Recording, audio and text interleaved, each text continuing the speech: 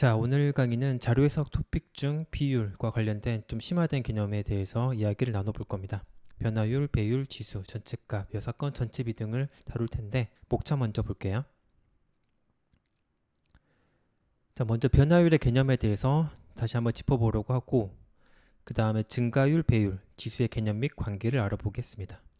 다음에 전체값, 전기값을 구분해 볼 거고 그 다음으로는 여사건과 역수에 대해서 마지막으로 전체비, 상대비에 대한 설명을 해보도록 할게요. 자, 먼저 변화율의 개념부터 봅시다. 변화율은 크게 세 가지로 나누어서 접근할 거예요. 증가율, 감소율, 변화율. 각각의 의미가 조금씩 다르거든요. 하나씩 봅시다. 자, 먼저 증가율부터. 증가율은 전에 한번 다뤘었는데 T1에서 T2로 어떤 값이 변한다라고 생각을 해봐요. T1이 처음 값이고 T2가 나중 값입니다. 그럼 우리가 일반적으로 증가량을 정의할 때 나중 값에서 처음 값을 빼거든요. 그래서 T2 빼기 T1 이렇게 하면 우리가 증가량을 정의할 수가 있어요. 그럼 증가율은 어떻게 정의를 하느냐? 이 증가량이 처음 값에서 얼마만큼의 비율을 차지하고 있나 그렇게 표현을 하거든요. 식으로 표현하면 다음과 같습니다. 자, 증가율은 T1분의 T2 빼기 T1 곱하기 100. 뒤에 곱하기 100을 해주는 거는 단위를 퍼센트로 바꿔주기 위함이라고 생각을 해주시면 돼요. 그래서 단순히 크기 비교를 할 때에는 곱하기 100을 무시하고 비교하셔도 됩니다. 자, 그럼 증가율을 이렇게만 나타낼 수 있냐? 몇 가지 변형된 수식도 있거든요. 같이 한번 봅시다.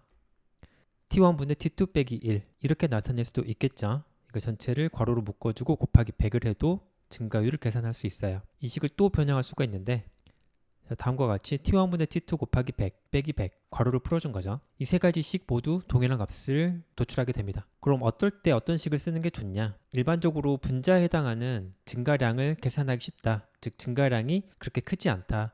그러면은 첫 번째 식을 쓰는 게 좋아요. 반면에 증가량이 꽤 커서 이 증가량을 계산하는 것 자체가 좀 번거롭다 라고 한다면 두 번째 또는 세 번째 식을 쓰는 게 좋습니다.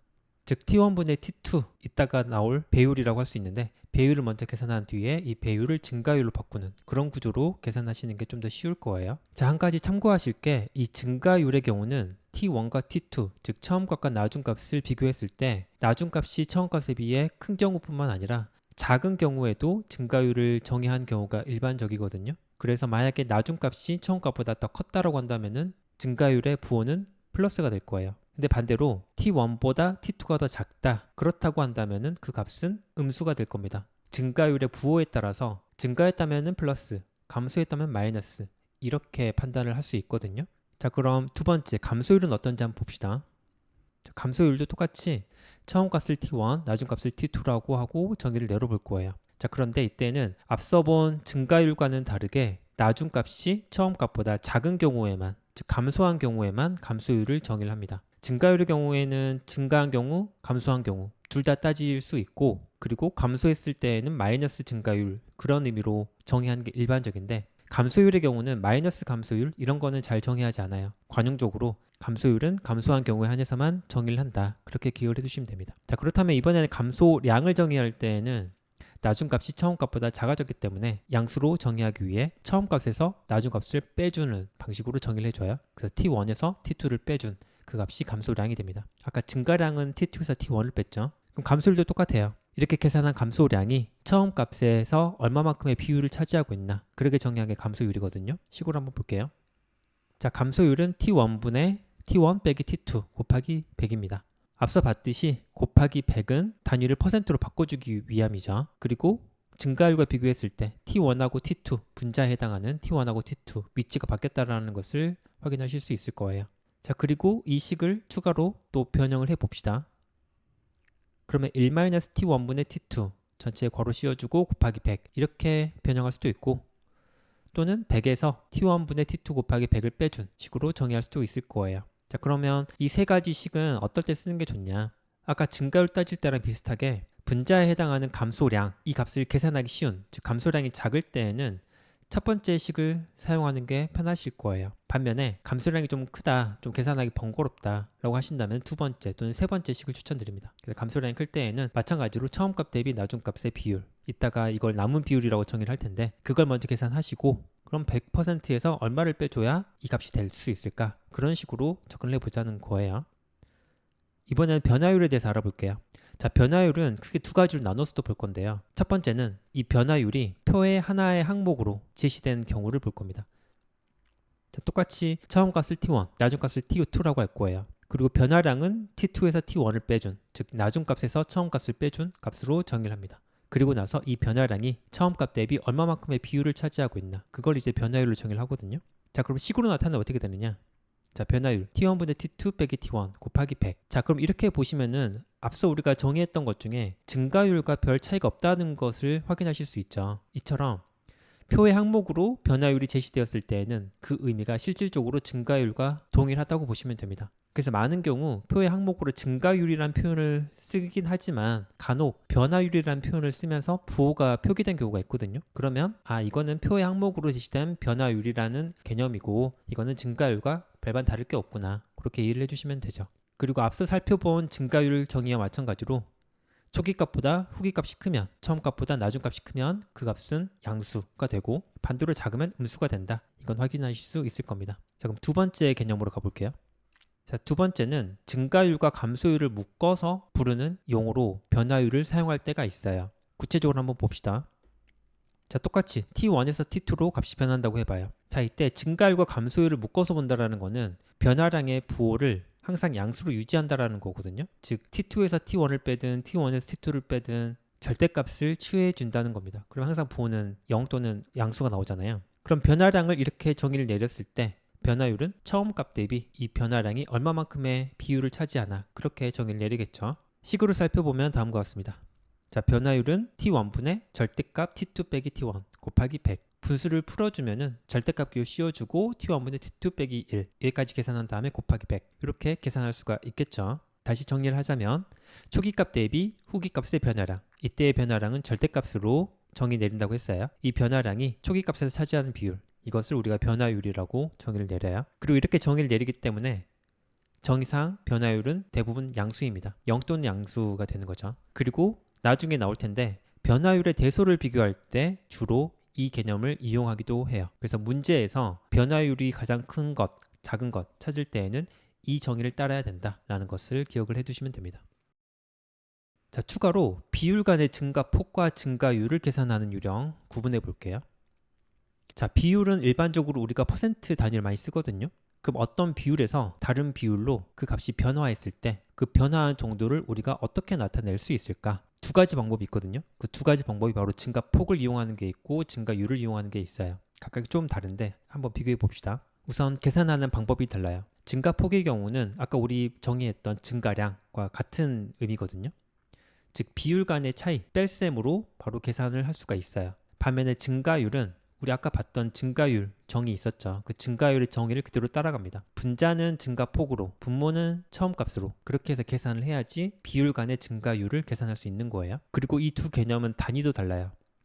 증가폭의 경우는 퍼센트 포인트라는 단위를 씁니다. 이 퍼센트 포인트라는 단위는 퍼센트와 비슷해 보이지만 퍼센트하고는 완전히 다른 개념이라고 그냥 이해를 해주시는 게 좋을 것 같아요. 그 이유가 이 퍼센트 포인트라는 거는 퍼센트 간의 차이, 퍼센트끼리 뺄셈을 했을 때 나오는 값, 그 값에 한해서만 이 퍼센트 포인트를 붙이거든요. 그렇기 때문에 퍼센트와 퍼센트 포인트는 비슷하지만 좀 다르다라는 걸 꼭 기억을 해두시고, 증가율의 단위는 우리가 퍼센트를 쓰죠. 그래서 이 퍼센트하고 퍼센트 포인트의 차이는 증가율과 증가폭의 차이, 이 차이만큼 굉장히 다른 개념인 거니까 꼭 구분을 해주시기 바랍니다. 자, 그럼 예를 들어서 우리가 2%에서 3%로 바뀌는 이런 경우를 한번 예를 들어 볼게요.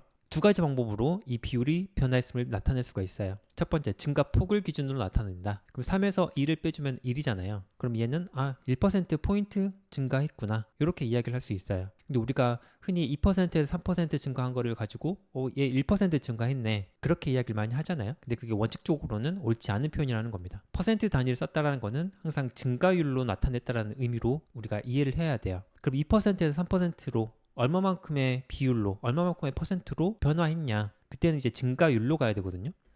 그러면 2%에서 3% 증가율로 따지면 어떻게 될까? 증가폭이 1이고 처음 값이 2니까 얘는 2분의 1만큼 증가한 셈이 돼요. 퍼센트로 나타내면 50%가 된다는 겁니다. 1%가 절대 아니라는 거예요. 그래서 퍼센트하고 퍼센트 포인트는 이처럼 굉장히 다른 의미가 있으니까 이걸 꼭 짚고 넘어가 주시면 좋겠습니다. 의외로 헷갈리거나 혼동하는 분들이 꽤 많아서 다시 한번 강조 말씀드려요. 자, 다음은 지금까지 알아본 증가율, 감소율, 변화율의 대소 비교 요령에 대해서 알아보도록 할게요. 자, 이 표를 보시면은 증가율, 감소율, 변화율 각각에 대해서 비교 대상과 비교 기준을 구분을 해줬어요. 이렇게 구분해서 봐야 된 이유가 증가율, 감소율, 변화율 각각의 정의가 비슷한데 조금씩 다르기 때문에 그렇거든요. 하나씩 봅시다. 자, 먼저 증가율의 경우 비교 대상을 보시면은 증가 및 감소한 항목 모두에 대해서 비교할 수 있다라고 되어 있죠. 아까 우리 증가율 정의할 때 증가했으면 양수, 감소했으면 음수 이렇게 정의한다라고 했잖아요. 정의 자체가 그렇게 되기 때문에 비교할 때에도 증가한 항목, 감소한 항목 모두에 대해서 증가율의 크기, 대소를 비교할 수 있어요. 그럼 증가율의 대소를 비교를 할 때 그 기준은 뭐가 될까? 이때에는 부호를 고려한 수의 크기를 따져야 돼요. 즉 절대값이 아무리 크다라고 하더라도 부호가 음수이면은 얘는 양수보다는 항상 작은 값이 되잖아요. 반대로 절대값이 아무리 작더라도 부호가 양수이기만 하면 그 값은 음수보다는 무조건 크죠. 그처럼 부호를 고려한 수의 크기로 대소를 비교한다라는 거고, 반면 감소율은 어떨까? 감소율은 아까 우리 정의할 때 처음 값에 비해 나중 값이 감소한 경우 그때에만 우리 감소율을 정의한다고 했거든요. 그럼 비교할 때에도 당연히 감소한 항목에 대해서만 비교를 하는 게 맞겠죠. 그리고 그 비교 기준을 따져보자면 감소율은 항상 양수거든요. 정의 자체가 그렇기 때문에. 그러면 감소율의 크기는 절대값을 기준으로 판단하시면 됩니다. 부호는 고려하지 않으셔도 돼요. 변화율은 어떨까? 자, 변화율의 경우는 앞서 우리 두 가지 유형의 변화율을 살펴봤는데, 만약 표의 항목으로 변화율이 쓰였다, 그럼 그때는 증가율의 대소 비교 기준을 그대로 따라가시면 돼요. 근데 그게 아니고 선지나 보기에서 변화율의 크기를 물었다, 그런 경우라면 두 번째 변화율을 정의한 거 있었죠. 절대값으로 정의한 그걸 기준으로 판단해 주셔야 됩니다. 그러면 그 대소를 비교할 때에도 절대값의 크기를 기준으로 판단을 해주시면 돼요. 그래서 변화율의 대소 비교는 증가율과 감소율을 약간씩 섞어 놓은 그런 느낌이라고 생각할 수도 있을 겁니다. 자, 그럼 예를 들어 봅시다.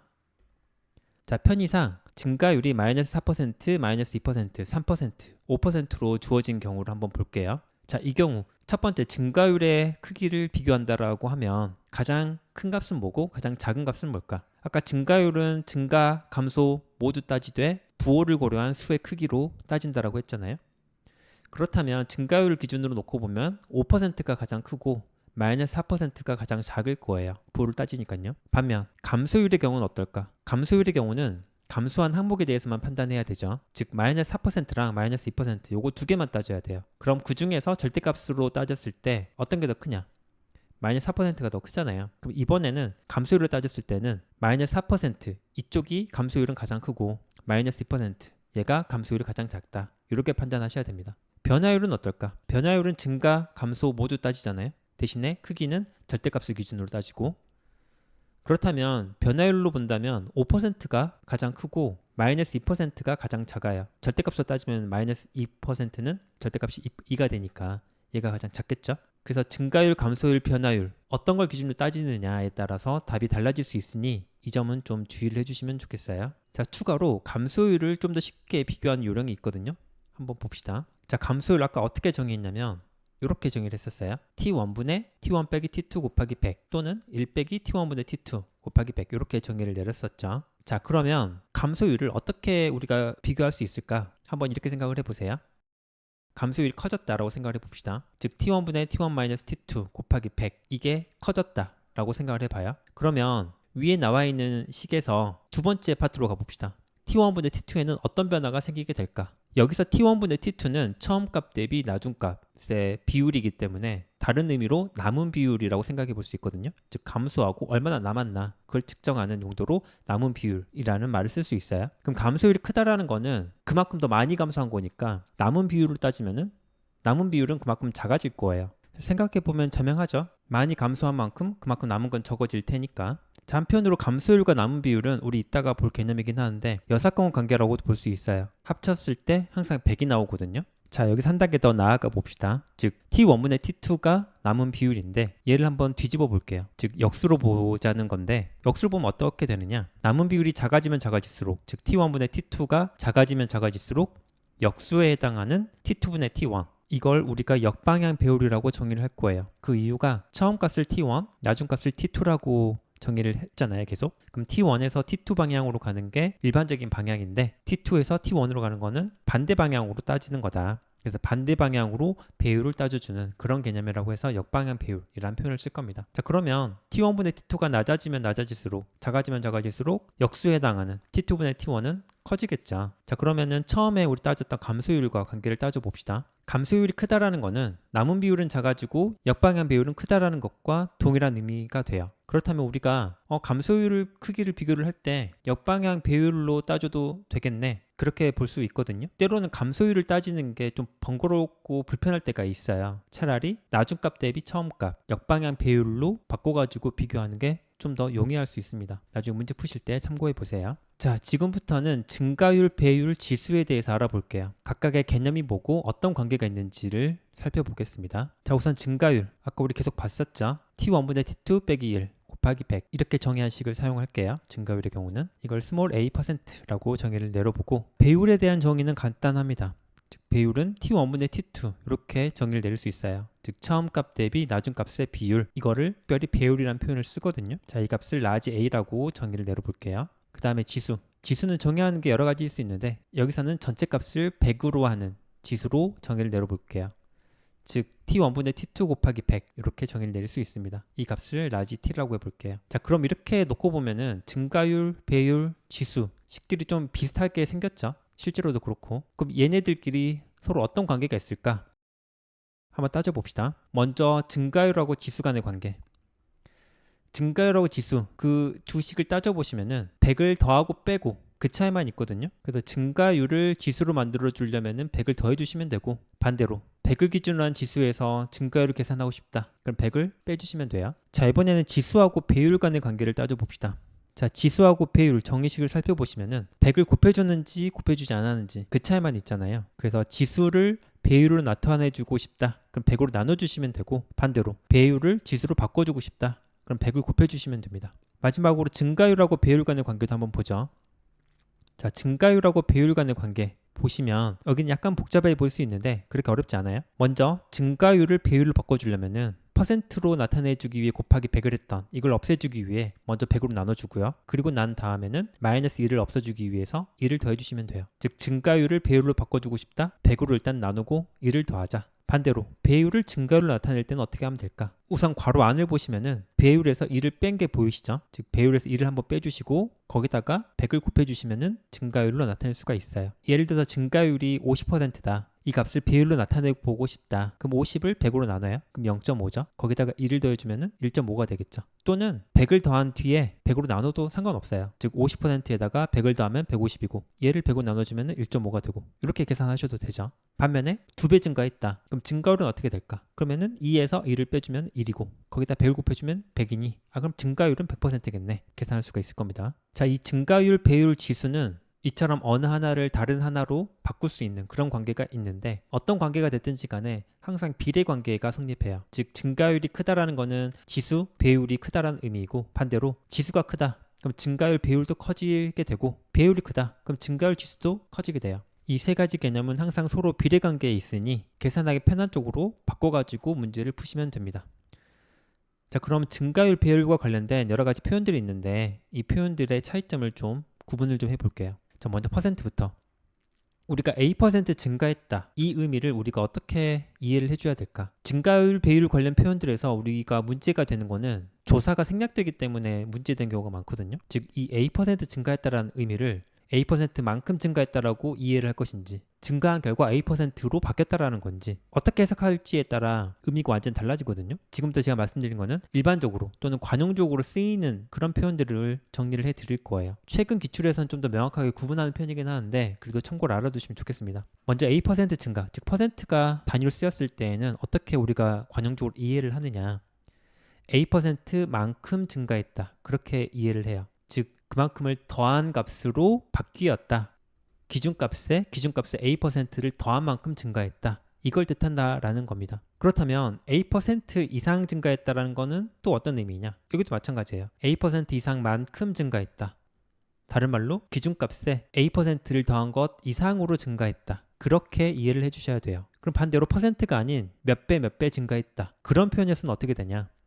자, 예를 들어서 A배 증가했다 라고 한다면 관용적으로 이걸 어떻게 이해를 하냐면 A배로 증가했다. 이렇게 이해를 합니다. 퍼센트하고는 좀 달라요. 이렇게 이해한다는 거는 값이 증가한 결과 기준값의 A배가 되었다. 이런 의미라는 겁니다. 그렇다면 A배 이상 증가는 또 어떻냐? A배 이상으로 증가했다. 그런 의미가 될 거예요. 즉 기준값의 A배와 같거나 그보다 커졌다. 그런 걸 뜻한다라는 거죠. 자, 증가라는 표현이 이렇게 다르게 해석되는 이유는 이 증가라는 표현 안에 덧셈의 의미도 있지만 곱셈의 의미도 같이 섞여 있기 때문에 그래요. 약간 불분명하다라는 겁니다. 근데 그 불분명한 의미를 퍼센트가 쓰였을 때에는 덧셈의 의미로, 배라는 표현이 쓰였을 때에는 곱셈으로 관용적으로 그렇게 이해한다라는 겁니다. 그래서 문제 푸실 때도 이러한 관용적인 표현을 받아들이고 문제를 푸시면 됩니다. 자, 그럼 예를 들어서 100% 증가했다라는 표현 한번 따져볼게요. 자, 100% 증가했다라는 거는 위에 봤던 것처럼 100%만큼 증가했다는 의미가 돼요. 처음 값은 항상 100%예요. 거기에 100%만큼을 더했다라는 거면 그럼 얘는 기준값의 200%가 되었다는 의미겠구나. 다른 말로 기준값의 2배가 된 거네. 이거를 2배 증가했어. 그렇게 나타낼 수도 있다라는 겁니다. 100% 증가라는 표현과 2배 증가라는 표현은 같은 거예요. 100%라는 것과 2배가 어떻게 같냐? 그 두 개가 같다는 게 아니고 100% 증가라고 이야기할 때 의도하는 의미와 2배 증가했다라고 할 때의 의미가 서로 일치한다. 그런 의미예요. 자, 이 부분도 좀 헷갈리기 쉬운 부분이라서 잘 구분해서 이해를 해주시면 됩니다. 자, 이번에는 이러한 변화율을 이용한 몇 가지 공식들이 있는데 한번 알아보도록 합시다. 첫 번째로 변화율을 응용한 변수 간 곱셈 관계가 있거든요. 다음과 같은 상황을 생각해 보세요. A는 B 곱하기 C, 즉 B와 C의 곱으로 이루어져 있는 어떤 값이에요. 그리고 A, B, C의 변화율을 각각 스몰 a, 스몰 b, 스몰 c, 단위는 퍼센트로 나타냈습니다. 이 상황에서 B와 C의 변화율을 이용을 해가지고 A의 변화율 또는 배율 이런 것들을 계산할 수 있나? 일단 쉬운 것부터. 배율은 쉽거든요. 어차피 곱셈이니까 B가 2배 되고 뭐 C가 2배 됐다. 그럼 A는 2 곱하기 2에서 4배가 됐겠지. 쉽게 계산할 수 있죠. 그래서 배율로 따진다면 A의 배율은 B의 배율과 C의 배율을 서로 곱해주면 돼요. 반면 변화율은 어떻게 될까? 변화율은 식이 약간 복잡한데 변화율 공식은 이렇게 바뀝니다. 즉 스몰 a는 스몰 b 더하기 스몰 c 더하기 100분의 bc 이렇게 돼요. 자, 배율의 경우는 곱셈이었는데 변화율은 일단 덧셈으로 바뀌었다. 이게 하나 보이고 또 하나 b하고 c만 더하면 끝나는 줄 알았는데 그게 아니고 뒤에 뭐가 하나 더 붙죠. 100분의 b 곱하기 c, 100분의 bc 이게 하나 더 붙어요. 자, 이 변화율 공식은 경우에 따라서 어림산으로 바꿔서 할 수도 있거든요. 즉 b 더하기 c로 어림산할 수도 있습니다. 그런데 이 경우는 b하고 c의 절대값이 5% 내외일 때 이때에만 사용해 주시고 그 외에는 오차가 많이 발생하기 때문에 어림산 공식을 쓰지 않는 게 좋습니다. 윗줄에 나와 있는 공식과 아랫줄에 나와 있는 공식 차이는 뒤에 100분의 bc를 더했냐 안 더했냐 그 차이만 있죠. 자, 그럼 이 공식을 어떻게 사용할 수 있을까? 예를 한번 봅시다. 자, B는 10%, C는 10% 증가했다고 해봐요. 그럼 A는 몇 퍼센트 증가했을까? 이걸 따질 때 우리가 여러 가지 방법이 있겠지만 위 공식을 이용해서 계산하신다면 굉장히 쉽게 우리가 알 수 있거든요. 이 둘을 일단 더해요. 그럼 10 더하기 10에서 20이 되죠. 근데 이걸로 끝나면 안 되고 뒤에 100분의 BC 이걸 더해주시면 돼요. 근데 BC가 곱하면 100이잖아요. 얘를 100으로 나눠주면 1이니까 그럼 결과적으로 A는 21% 증가했구나. 이걸 우리가 확인할 수 있다라는 거죠. 자, 그 다음으로는 변화율을 응용한 변수가 나눗셈 관계를 한번 봅시다. 자, 비슷한 상황을 생각해 볼게요. A는 이번에 B 나누기 C이고 똑같이 A, B, C의 변화율을 각각 A%, B%, C%라고 해볼게요. 이 경우에도 배율은 쉬운데 나눗셈 배율 공식, 즉 A의 배율은 B의 배율을 C의 배율로 나눠주면 돼요. 즉 B는 4배가 되고 C는 2배가 됐다. 그럼 A는 4 나누기 2 해서 2배가 되겠네. 쉽게 확인할 수 있죠. 자, 나눗셈 변화율 공식, 이번에도 식이 약간 복잡한데 식이 이렇게 바뀝니다. A의 변화율은 어떻게 구할 수 있냐? 1 더하기 0.01C분의 B-C 이렇게 바뀌어요. 식이 좀 복잡해 보이는데 이 식의 의미를 따져보면 그렇게 어렵진 않아요. 어떻게 보시면 되냐? 분자에는 B 빼기 C 이게 뜻하는 게 B는 분자의 변화율이고 C는 분모의 변화율이거든요. 그래서 변화율 간의 차이가 분자로 들어가는구나. 분모는 뭐지? 분모에 들어가 있는 1 더하기 0.01C 얘는 분모 배율에 해당해요. 아까 우리 증가율을 배율을 바꿀 때 100으로 나눠주고 1을 더하라고 했잖아요. 0.01을 곱해주는 거는 100으로 나눠주는 거랑 같죠. 그래서 1 더하기 0.01C는 분모의 배율을 뜻하는구나 알 수가 있어요. 그래서 나눗셈 변화율 공식은 분자 변화율 빼기 분모 변화율을 분모 배율을 나눠주면 된다라는 겁니다. 자, 여기도 똑같이 어림상 공식이 있는데 분모 부분을 생략하고 그냥 B 빼기 C, 즉 분자 변화율 빼기 분모 변화율로 어림산할 수도 있어요. 근데 이때에도 마찬가지로 B와 C의 절대값이 5% 내외일 때만 가능합니다. 즉 변화율이 그렇게 크지 않을 때 어림산 공식을 활용할 수 있다라는 거예요. 자, 여기도 똑같이 예를 한번 들어봅시다. 자, 예를 들기 전에 이 나눗셈 공식 보면은 A는 B 나누기 C인데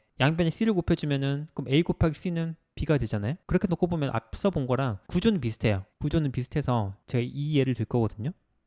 B가 21% 증가하고 C가 10% 증가하면 어떻게 될까? 아까 우리 두 개 곱셈을 했을 때 각각이 10%씩 증가하면 그 곱한 값은 21% 증가한다고 했잖아요. 그러면 B가 지금 A와 C의 곱이니까 B가 21% 증가하고 C가 10% 증가했다면 그러면 A도 10% 증가하는 게 맞겠지. 이걸 우리가 예상해 볼 수 있잖아요. 실제로 그런지 한번 봅시다. 우선 나눗셈 변화율 공식에 분자 쪽에 들어가는 값이 분자 변화율 빼기 분모 변화율이잖아요. 여기서는 분자 변화율이 21%, 분모 변화율이 10%니까 그 차이인 11%, 11이 분자 쪽에 들어가게 돼요. 분모는 어떻게 될까? 이 10%라는 거를 배율로 바꿔주라고 했어요. 그럼 100으로 나눠주고 1을 더해주면 1.1이 될 겁니다. 그렇다는 거는 1.1분의 11이 되는 거고 계산해 보시면 10%가 된다는 것을 확인하실 수 있어요. 자, 이 변화율 응용 공식, 나눗셈 관계, 곱셈 관계 이 식들은 시험에서 종종 물어본 경우가 있으니까 잘 정리를 해두시면 좋겠어요. 자, 그 다음에는 전체값과 전기값을 다뤄봅시다. 먼저 전체값부터. 자, 전체값을 n, 부분값을 a, 그리고 구성 b 또는 점유율을 p%라고 해볼게요. 이 세 변수 간에는 서로 어떤 관계가 있을까? 식으로 정리해보면 다음과 같아요. 점유율 p는 부분값에 해당한 a를 전체값 n으로 나눠주고 100을 곱해주면 됩니다. 퍼센트로 나타내주기 위해 100을 곱했다는 거 다시 정리를 해주시고, 자, 그러면 이 식을 몇 가지로 정리를 해볼 수가 있겠죠. 양변에 100으로 나눠주면은 그럼 n분의 a는 100분의 p가 되겠지. 그리고 이 식에 양변에 n을 곱해보면은 a는 n 곱하기 100분의 p가 되겠네. 반면에 오른쪽에 n만 남겨놓고 나머지를 왼쪽으로 옮겨본다. 그럼 이번엔 n은 a 곱하기 p분의 100 이렇게 되겠지. 이 네 개식은 자유롭게 변형할 수 있어야 돼요. 문제에서는 어느 한 식을 알려주고 다른 식을 이용을 해서 어떤 값을 찾아봐라. 그런 식으로 많이 물을 테니 자유자재로 변환할 수 있어야 돼요. 때로는 다음과 같은 비례식으로 나타내실 수도 있을 겁니다. 즉 a 대 n은 p 대 100 또는 n 대 a는 100 대 p 이렇게 나타낼 수도 있겠죠. 자, 이러한 전체값과 관련된 문제에서는 점유율을 힌트로 둘 가능성이 높아요. 그렇다면 이 점유율 p를 특별히 변형하지 않고 그냥 문제에 주어진 퍼센트 값을 그대로 활용해서 전체값이든 부분값이든 계산하는데 활용하시면 됩니다. 근데 이따 나올 전기값은 좀 다르게 접근을 해줘야 된다는 거예요. 전기값은 어떻게 접근할 수 있나 한번 봅시다. 자, 전기값을 T1, 금기값을 T2, 그리고 전기값 대비 금기값, 증가율을 X%라고 해볼게요. 자, 그럼 이때 T1, T2, X 간에는 서로 어떤 관계가 있나? 식으로 정리하면 다음과 같아요. 즉, X는 T1분의 T2 빼기 T1 곱하기 100. 아까 봤었죠? 자, 그럼 이 식을 T1 또는 T2에 관한 식으로 바꿔볼 거예요. 즉, 양변을 100으로 나눠주면은 오른쪽에 있는 곱하기 100을 지울 수 있고, 거기에다가 다시 T1을 곱해주면은 분모에 있는 T1을 또 지울 수 있고, 양변에 T1을 마지막으로 더해주면은 그럼 오른쪽엔 T2만 남고 다 모든 변수를 왼쪽으로 옮기게 되는 거잖아요. 그렇게 해서 정리를 해놓고 보면 T2는 T1 곱하기 괄호 열고 1 더하기 100분의 X 괄호 닫고 이렇게 정리하실 수 있을 겁니다. 또는 양변을 1 더하기 100분의 X로 나눠줄 수도 있겠죠. 그러면 T1은 T2 나누기 1 더하기 100분의 X 이렇게 바뀔 겁니다. 아마 문제에서는 금기값, 즉 나중값 T2하고 증가율 X를 주고서 T1을 구해봐라 또는 T1의 크기를 비교해봐라 이런 식의 문제를 많이 물을 거예요. 그렇다면 전체값을 계산하는 것보다는 약간 좀 번거롭죠. 증가율을 바로 이용하면 안 되고 이 증가율을 배율의 형태로 바꿔가지고 계산을 해줘야 된다는 것, 그게 좀 약간 번거롭습니다. 그럼 좀 더 쉽게 계산할 수 있는 방법은 없냐? 여기도 어림산 공식이 하나 있는데 그걸 알려드리자면 다음과 같아요. 즉 전기값 T1을 계산을 할 때 나눗셈이 아닌 뺄셈으로 접근하는 거거든요. T2에서 T2 곱하기 100분의 X 만큼을 빼는 식으로 전기값을 계산할 수도 있어요. 그런데 이 어림산 공식을 항상 적용할 수 있는 것은 아니고 증가율 X%가 그 절대값이 5% 내외일 때 이때에만 쓰는 것이 좋아요. 이보다 더 커질 때에는 오차가 많이 커질 수 있기 때문에 좀 주의를 해주시고요. 이 어림산 공식이 의미하는 거는 증가율이 그렇게 크지 않을 때에는 T1과 T2의 차이가 그렇게 크진 않을 거야. 그렇다면 T1 대비 X% 증가한 게 T2라면 반대로 T2에서 X% 감소하면 T1에 가까운 값이 나오지 않을까? 이런 식의 접근이라고 보시면 돼요. 다시 말씀드리는데 이건 정확한 값은 아니고 그냥 어림산 용도로 활용하기 좋다. 이 정도만 말씀을 드려요. 그래서 문제 2처럼 증가율이 나오고 전기값을 구해야 되는 상황이라면 문제에 주어진 퍼센트 값을 그대로 쓰면 안 돼요. 배율을 바꾸셔야 됩니다. 배율을 바꾼 다음에 정의값을 계산해야 된다. 이걸 꼭 잊지 마세요. 자, 이번에는 여사건과 역수에 대해서 알아보도록 할게요. 자, 여사건과 역수도 자료 해석에서 자주 물어보는 토픽이고 문제 푸실 때 좀 유용하게 사용할 수 있는 개념이거든요. 하나씩 봅시다. 먼저 여사건부터. 자, 여사건이라는 거는 우리가 어떻게 정의를 내리냐면 특정 사건 이외의 사건으로 정의를 많이 내려요. 확률을 다룰 때 우리 여사건이라는 거를 또 배우기도 하죠. 우리 자료 해석에서는 이 여사건을 주로 어떨 때 사용하느냐. 첫 번째, 높은 비율을 구할 때 활용하는 경우가 많아요. 즉 어떤 값에 80%, 90%를 계산한다. 그럼 우리가 0.8을 곱하고 0.9를 곱해야 되는데 이게 좀 번거롭거든요. 그럼 우리가 어떻게 접근할 수 있냐? 100%를 전체로 놓고 본다고 하면 80% 여사건은 20%거든요. 그럼 전체 100에서 20을 빼주면은 80이 되는 거니까 전체 값에서 전체 값의 20%를 빼주면은 80%를 계산할 수 있겠지. 그렇게 접근하자는 겁니다. 자, 여사건을 쓰는 두 번째 용도는 감소율 대신 남은 비율을 계산할 때 이때도 사용할 수 있어요. 이건 우리 아까 봤었죠. 감소율이 t1분의 t1 빼기 t2인데 남은 비율은 t1분의 t2란 말이에요. 얘네 둘 더하면 100이 되고, 그래서 감소율을 계산하는 게 좀 까다롭다. 그럼 얼마나 남았지? 남은 비율은 얼마나 되지? 그걸 먼저 계산하시고 100에서 그 남은 비율을 빼주면 여사건이 된다. 그런 식으로 접근해 주시면 돼요. 그 다음 역수.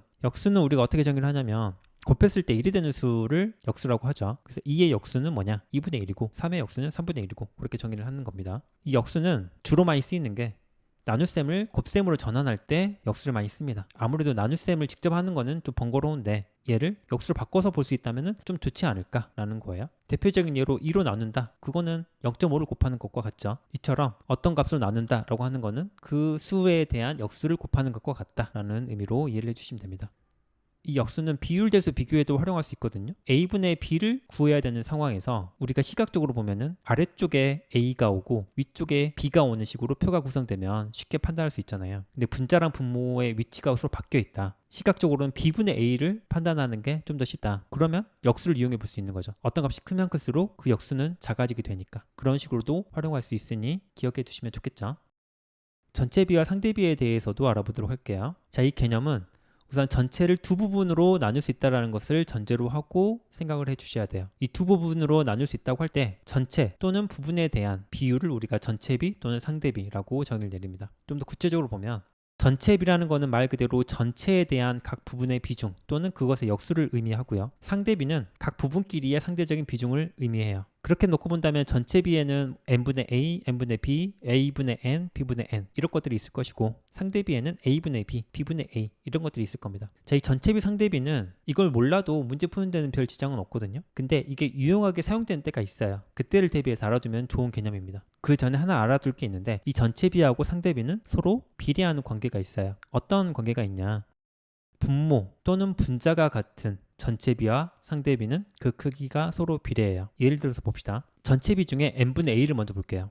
자, n분의 a. 자, n분의 a가 크다라는 거는 어떤 의미냐? 분자에 해당하는 a는 그대로 두고 분모를 b로 바꿔요. 그럼 b분의 a, 상대비가 나오죠. n분의 a가 커지면 커질수록 그에 대응하는 상대비인 b분의 a는 같이 커져요. 자, 그럼 반대로 b분의 a를 이제 상대비로 놓고 얘를 이제 전체비로 또 바꿔보자. 분모인 b는 그대로 두고 분자인 a를 바꿔보는 거예요. a를 n으로. 그러면 b분의 a가 커지면 커질수록 b분의 n도 커져요. 자, 이렇게 되는 게 우리가 처음 정의할 때 전체를 두 부분 a, b로 나눌 수 있기 때문에 그렇거든요. 즉 n을 a 더하기 b로 나타낸다면 이러한 비례의 관계를 우리가 증명해 볼 수가 있는 거죠. 자, 그럼 결과적으로 n분의 a가 커지면 어떻게 되느냐? b분의 n이 커져요. b분의 n이라는 거는 n분의 b의 역수잖아요. n분의 a가 커지면 커질수록 n분의 b는 작아지겠네. 어찌 보면 자명한 게 A하고 B는 여사건 관계가 있는 거거든요. 그럼 A의 비중이 커지면 커질수록 B는 작아질 수밖에 없겠지. 그런 의미랑 똑같아요. 그렇게 연관지어서 생각해 보시면 되고, 그럼 n분의 B는 어떻게 될까? 이번에 똑같아요. n분의 b의 경우 분자에 해당하는 b는 그대로 두고 분모에 해당하는 n은 a로 바꿔주는 거죠. 그럼 n분의 b와 a분의 b가 이번에는 비례한 관계가 되고, 똑같이 분모인 a는 그대로 두고 분자인 b를 n으로 바꿔주면 그럼 얘는 a분의 n과 비례하겠네. 그럼 똑같은 결론이 나오죠. n분의 b가 커질수록 a분의 n도 커져요. 또는 n분의 a는 작아져요. b의 비중이 커질수록 a의 비중은 작아진다. 그런 의미니 이해하는데 그렇게 어렵지는 않으실 겁니다. 자, 그럼 이 전체비 상대비는 어떻게 활용할 수 있냐? 우리가 전체 값이 제시되었다면은 전체비를 계산하는데 어려움이 없을 거예요. 그냥 전체분의 부분 하면 전체비를 계산할 수 있으니까. 그런데 전체 수가 제시되지 않았다면 전체비를 계산하기 위해 꼭 전체 값을 계산을 하고 다음 전체비를 계산하고 그렇게 해야 되냐? 그렇게 해야 될 필요가 있을 때도 있지만 그냥 단순히 비교만 해야 되는 상황이라면은 전체 값을 구하지 말고 전체비 대신 상대비를 이용해서 비교해 보자라는 겁니다. 그런 용도로 전체비와 상대비를 활용해 볼 수 있는 거예요. 대신에 이거는 크기 비교에만 적용될 뿐이지 크기 비교가 아닌 정확한 값을 찾거나 배율을 계산해야 할 때는 조심하셔야 돼요. 왜냐? 전체비와 상대비는 어찌됐거나 그 값이 다 같은 건 아니거든요. 대소 관계가 똑같이 유지된다는 것만 같지 그 값은 당연히 달라요. 자, 예를 들어서 다음과 같은 상황 봅시다. A마을과 B마을이 있어요. A마을에는 남성이 100명, 여성이 200명이 있고 B마을에는 남성이 400명, 여성이 200명 있다라고 해봅시다. 자, 그럼 이 두 마을을 비교했을 때 마을별 전체 인구 중 남성 인구의 비중이 어느 쪽이 더 높나 또는 어느 마을이 어느 마을에 몇 배가 되나 그런 것들을 한번 따져봅시다. 자, 마을별 전체 인구 중 남성 인구의 비중이라는 거는 결과적으로 전체분의 부분의 의미이니까 전체비에 해당이 돼요. 그렇다면 A의 경우는 전체 인원은 300명이잖아요. 300분의 100 해서 3분의 1이 되겠네. B는 어떨까? B는 600분의 400이죠. 또는 6분의 4. 정리하면 3분의 2가 되고. 자, 그렇다면 전체 인구 대비 남성 인구 비중을 따준다고 한다면 B마을이 A마을의 2배구나. 이걸 알 수가 있죠. 자, 그럼 이번에는 마을별 여성 인구 대비 남성 인구 비율, 즉 상대비로 한번 따져봅시다. 이 경우는 A마을이 200분의 100, 즉 2분의 1이 되고 B마을은 200분의 400, 2가 되거든요. 그럼 상대비로 따졌을 때에는 이번엔 B가 A의 4배가 돼요. 전체비로 따지든 상대비로 따지든 B마을이 A마을보다는 더 크다는 것은 확실하죠. 그건 똑같이 유지가 돼요. 근데 그 비중 또는 비율을 따진다고 한다면 전체비로 따졌을 때는 B가 A의 2배지만 상대비로 따졌을 때는 B가 A의 4배가 돼요. 이처럼 크기 비교가 아닌 정확한 값을 찾아야 할 때 또는 배율을 계산해야 할 때 이때에는 전체비를 상대비로 또는 상대비를 전체비로 바꾸면 절대 안 되니까 이 부분을 조심해 주시면 좋겠습니다. 자, 지금까지 비율 심화 개념으로 변화율, 배율, 지수, 전체값, 여사건, 전체비 이와 같은 개념들에 대한 내용을 학습해 봤습니다. 오늘 다룬 개념들은 자료에서 문제를 풀 때 꼭 알아야 된다라기보다는 이 개념을 알면 문제 푸는데 좀 더 수월하게 풀 수 있다 정도로 기억하고 학습해 주시면 되겠습니다. 자, 그러면 오늘도 수고 많으셨고 우리는 또 다음 토픽으로 또 만나기로 해요. 수고 많으셨습니다.